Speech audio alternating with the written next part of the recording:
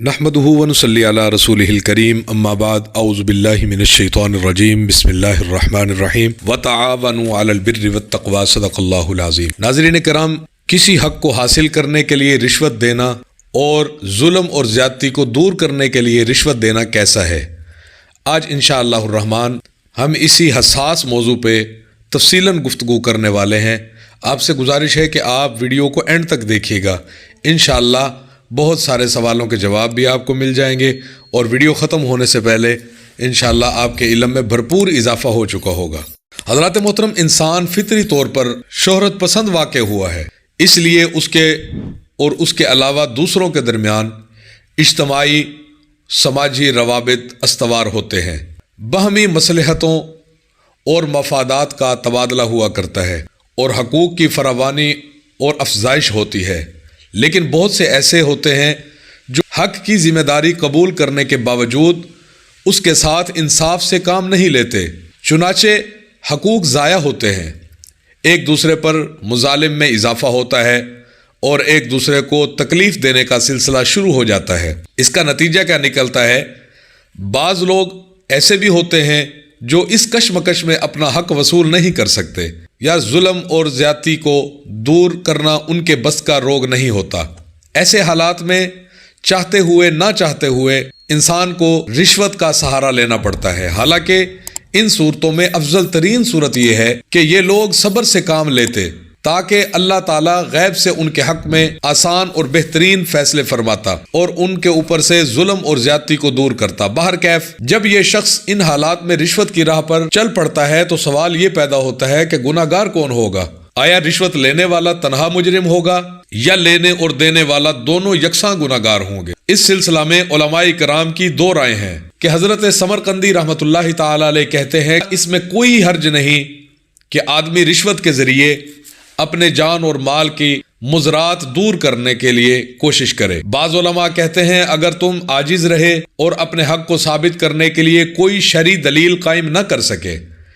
پھر تم نے کسی ایسے حاکم سے مدد چاہی جو شرعی دلیل کے بغیر فیصلہ دیتا ہے، تو تمہارے بجائے وہ حاکم اس صورت میں گناہ گار ہوگا۔ اور اس طرح اگر تم نے فوج اور پولیس سے مدد چاہی تو وہ گناہ گار ہوں گے، تم گناہ گار نہ ہوں گے۔ یہی حال سواری وغیرہ کے چھینے جانے کی صورت میں ہوگا۔ حضرت شارع علیہ الصلاۃ والسلام جو اللہ کے نبی گزرے ہیں، انہوں نے فرمایا کہ کسی بگاڑ سے بچنے کے لیے اس سے چھوٹے بگاڑ کی اجازت ہے، یعنی کسی گناہ سے بچنے کے لیے چھوٹے گناہ کی اجازت ہے، لیکن اس حیثیت سے نہیں کہ وہ بگاڑ ہے، بلکہ اس حقیقت سے کہ اس کے ذریعے بڑے بگاڑ سے تحفظ ہوتا ہے۔ جیسے قیدی کا فدیہ دینا ایک بگاڑ ہے، اس لیے کہ کافروں کا ہمارا مال لینا حرام ہے، پھر اس سے مال کی خرابی اور بربادی لازم آتی ہے، لیکن پھر بھی اس خرابی کے لیے برداشت کیا جاتا ہے تاکہ اس سے بڑی خرابی یعنی مسلمان کو کافر کی قید سے رہائی نصیب ہو۔ علامہ ابن حزم رحمۃ اللہ تعالی علیہ نے ظلم اور زیادتی کو دور کرنے یا کسی حق کو حاصل کرنے کے لیے رشوت دینے کے جواز پر تبصرہ کرتے ہوئے فرمایا ہے، اگر یہ کہا جائے کہ ظلم دور کرنے کے لیے مال دینے کو تم مباح کیوں سمجھتے ہو، جبکہ تم نے حضرت ابو ہریرہ رضی اللہ تعالیٰ عنہ کے توسط سے یہ حدیث روایت کی ہے۔ ایک شخص رسول کریم صلی اللہ علیہ وآلہ وسلم کی خدمت میں حاضر ہوا اور عرض کیا، اے اللہ کے رسول، اگر کوئی شخص آ کر میرا مال چھیننا چاہے تو میں کیا کروں؟ آپ صلی اللہ علیہ وسلم نے فرمایا، اسے اپنا مال ہرگز نہ دو۔ اس نے عرض کیا، اگر اس نے مجھ سے لڑائی کی تو آپ کا کیا حکم ہے؟ آپ صلی اللہ علیہ وآلہ وسلم نے فرمایا، تم بھی اس سے لڑو۔ اس نے عرض کیا کہ اگر اس نے مجھے مار ڈالا تو آپ کا کیا فیصلہ ہے؟ آپ صلی اللہ علیہ وسلم نے فرمایا، تم شہید ہو گئے۔ اس نے کہا، اگر میں نے اسے مار ڈالا تو اس کے بارے میں آپ کیا کہتے ہیں؟ آپ صلی اللہ علیہ وسلم نے فرمایا، وہ شخص دوزخ میں ہوگا۔ یوں ہی ایک حدیث ہے، اللہ تعالیٰ نے رشوت دینے والے اور رشوت لینے والے پر لعنت فرمائی ہے، جیسا کہ آقا علیہ الصلاۃ والسلام کی حدیث مبارکہ ہے، الراشی والمرتشی فی النار، رشوت لینے والا اور رشوت دینے والا دونوں جہنم کی آگ میں ہوں گے۔ تو اس کا جواب یہ ہے کہ رشوت دینے والا ظلم کو دور کرنے کے لیے مجبوراً رشوت دے رہا ہو تو وہ راشی نہیں ٹھہرے گا، یعنی رشوت دینے والا نہیں ہوگا۔ لڑنے کی بابت حدیث سے متعلق ہم کہیں گے کہ جو شخص ظلم کو دور کرنے کی طاقت رکھتا ہو اسے ایک پائی یا اس سے زیادہ دینا بھی درست نہ ہوگا۔ اللہ تعالیٰ ارشاد فرماتے ہیں لا یکلف اللہ نفسا الا وسعها، اللہ تعالیٰ کسی انسان کو اس کی وسعت سے زیادہ تکلیف نہیں دیتا۔ امام مسلم رحمۃ اللہ تعالی علیہ سے منقول ہے کہ حضور اقدس صلی اللہ علیہ وآلہ وسلم کا ارشاد ہے، یہ صحیح مسلم کی حدیث میں بتانے لگا ہوں، کہ جب میں تمہیں کسی کام کا حکم دوں تو حت المقدور اس کی تعمیل کرو، یعنی جتنا ہو سکے اس کی تعمیل کرو۔ اس آیت اور روایت سے لڑنے مرنے اور بیچ بچاؤ کرنے کی فرضیت ساقط ہو جاتی ہے۔ امام ابن ماجہ رحمۃ اللہ تعالی علیہ سے منقول ہے کہ ایک حدیث میں رسول اکرم صلی اللہ علیہ وآلہ وسلم نے فرمایا کہ میری امت سے خطا اور نسیان یعنی بھول اور جو کام زور زبردستی سے کرایا گیا ہو وہ معاف کر دیا جائے گا۔ معزز ناظرین، وَتَعَاوَنُوا عَلَى الْبِرِّ وَالتَّقْوَىٰ سورۃ المائدہ کی میں نے ایک آیت مبارکہ شروع میں تلاوت کی تھی۔ اس میں اللہ تعالیٰ فرماتے ہیں، اور دیکھو نیکی اور پرہیزگاری کے کاموں میں ایک دوسرے کی مدد کیا کرو، حق کو حقدار تک پہنچانا، اس سے ظلم کو دور کرنا تعاون کی ایک قسم ہے۔ آیت اسی کا حکم دیتی ہے، اس لیے کسی عوض، معاوضے اور لین دین کے بغیر اس سلسلے میں کامل تعاون کرنا واجب ہو جاتا ہے۔ اب اگر کوئی شخص اس تعاون کے صلے میں روپیہ وصول کرتا ہے تو اس کا مطلب یہ ہے کہ وہ اپنا فرض ادا کرنے کے لیے اس کے عوض یعنی رشوت لیتا ہے، لہٰذا لینے والا اس کی وجہ سے گناہگار ہوگا۔ جیسا کہ اللہ تعالیٰ سورۃ النساء میں فرماتے ہیں، یا ایھا الذین آمنوا لا تأکلوا اموالکم بینکم بالباطل الا ان تکون تجارۃ عن تراض منکم، اے ایمان والو آپس میں ایک دوسرے کا مال ناجائز طور پر نہ کھایا کرو، ہاں اگر آپس کی رضامندی سے خرید و فروخت ہو تو کوئی حرج نہیں۔ معزز ناظرین، اگر کوئی حقدار کو حق تک پہنچائے یا مظلوم سے ظلم اور زیادتی دور کرنا چاہے لیکن اس سے رشوت کے طور پر اس کی قیمت وصول کرے تو یہ بھی تو باطل طریقہ سے دوسرے کا مال ہڑپ کرنے کی ایک قسم ہوگی، جبکہ آیت نے اس سے منع کیا ہے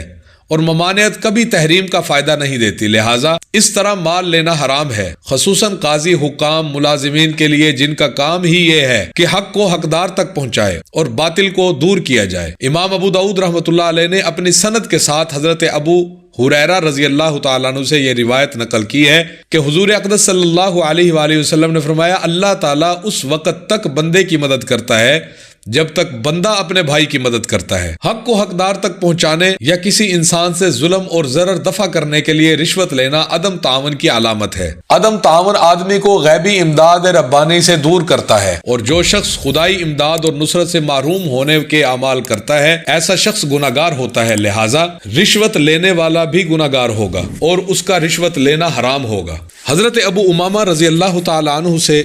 امام ابو داؤد رحمۃ اللہ تعالی علیہ نے حضور اقدس صلی اللہ علیہ وآلہ وسلم کا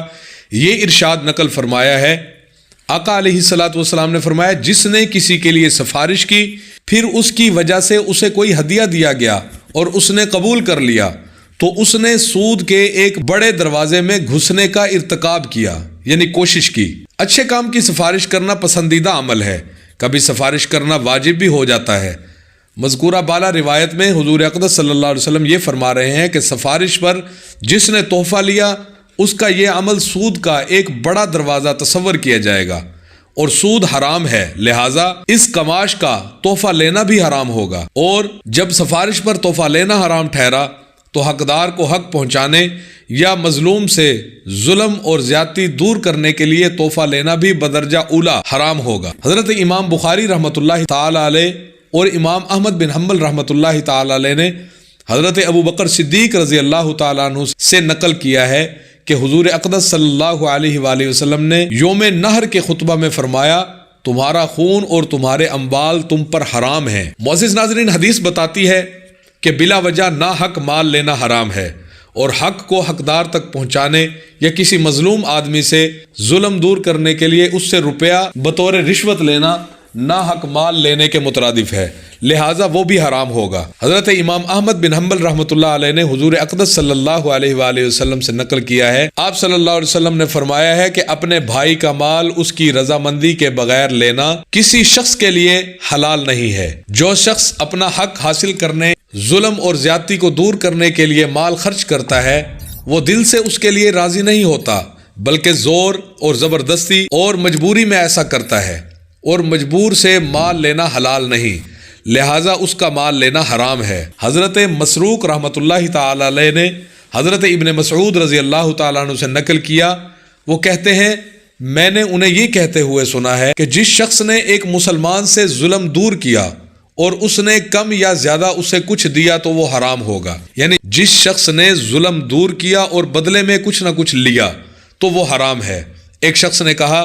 ابو عبداللہ ہم تو صرف فیصلہ دینے کی بابت رشوت دینے کو سخت یعنی حرام سمجھتے تھے. آپ نے فرمایا یہ تو کفر ہوگا، اس سے ہم اللہ تعالیٰ کی پناہ مانگتے ہیں. ناظرین کرام، ظلم کو دور کرنے کے لیے مال لینا حرام ہے، اس لیے مسلمان سے ظلم کا دفع کرنا واجب ہے. یعنی ظلم کو مسلمان سے دور کرنا اور کوشش کرنا مسلمان کے لیے واجب ہے، اور بدلے میں مال لینا جائز نہیں ہے. حضور اکرم صلی اللہ علیہ وآلہ وسلم کا ارشاد ہے اپنے مال کو اپنے بھائی سے کم مرتبہ سمجھو اور اپنی جان کو اپنے دین سے کم مرتبہ سمجھو. اگر ایک طرف جان کے اوپر پڑ جائے اور دوسری طرف دین کا مسئلہ ہو تو اپنی جان کو اپنے دین سے کم مرتبہ خیال کرو اور دین پر اپنی جان کو قربان کر دو. حضور اقدس صلی اللہ علیہ وآلہ وسلم نے ظلم اور ضرر کے دفیہ کے لیے مال کو ڈھال اور بچاؤ کا سامان بنانے کی اجازت دی ہے، اور اس قسم کے معاملے میں رشوت دینا ایک قسم کی حفاظتی تدبیر ہے، لہٰذا دینا درست ہے. حضرت ابن مسعود رضی اللہ تعالیٰ عنہ سے منقول ہے جس وقت آپ حبشہ میں تھے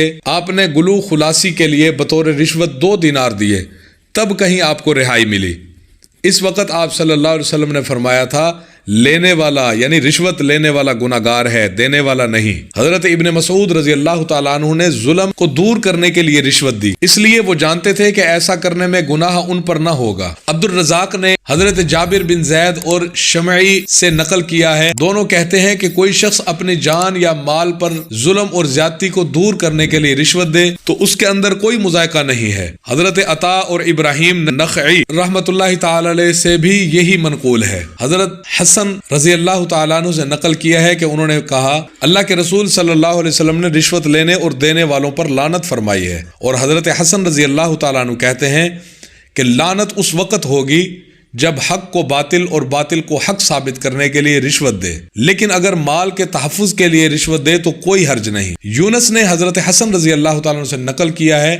کہ اپنی عزت کو بچانے کے لیے اپنا کچھ مال رشوت کے طور پر دینے میں کوئی مذائقہ نہیں ہے. حضرت سفیان رحمۃ اللہ تعالی علیہ نے حضرت عمر رضی اللہ تعالیٰ عنہ سے اور انہوں نے ابو شعثا رحمۃ اللہ تعالی علیہ سے نقل کیا ہے کہ انہوں نے کہا زیاد کے زمانے میں رشوت سے زیادہ کوئی نفع بخش چیز ہمارے لیے نہیں تھی. اس طرح دیکھا جائے تو معلوم ہوگا کہ سلف صالحین نے رشوت کی اسی صورت میں اجازت دی ہے جبکہ آدمی اپنے اوپر ظلم کو دور کرنے کے لیے ظالم کو یا اس کی عزت کو خاک میں ملانے والے کو کچھ دے کر چھٹکارا حاصل کرے. یہی وجہ ہے کہ حضرت وہب بن منبع رحمۃ اللہ تعالی علیہ سے کسی نے کہا کہ ہر حال میں رشوت دینا حرام ہے. انہوں نے کہا نہیں، بلکہ رشوت حرام اس وقت ہوگی جب تم روپیہ اس لیے دو تاکہ جو تمہارا نہیں وہ تمہارا ہو جائے، اور اگر تم نے اس لیے رشوت دی تاکہ اپنے دین اور اپنے جان مال کی حفاظت کرو تو یہ حرام نہیں ہے. پورا حق وصول کرنے کے لیے رشوت دینا راستی اور سچائی کے ساتھ اپنا حق وصول کرنے کے مترادف ہے. لہٰذا جس طرح بھاگے ہوئے غلام اور خصومت کے لیے وکیل مقرر کرنے کی اجرت دی جاتی ہے، ان پر قیاس کر کے صورت مذکورہ میں بھی رشوت کی اجازت ہے. معزز ناظرین، اگر آپ کو ہماری یہ ویڈیو پسند آئی ہے اور کچھ نہ کچھ سیکھنے کو ملا ہے تو آپ سے گزارش ہے کہ ہمارے چینل کو ابھی سے سبسکرائب کر دیں اور ویڈیو کو لائک کرنا مت بھولیے گا، اور گھنٹی کے نشان کو بھی ضرور دبا دیں تاکہ آئندہ آنے والی ہر نئی ویڈیو کا نوٹیفیکیشن بر وقت آپ کو مل سکے. اب تک کے لیے اتنا ہی، ملتے ہیں ایک نئی ویڈیو کے ساتھ، تب تک کے لیے اجازت دیجیے. اللہ حافظ. السلام علیکم ورحمۃ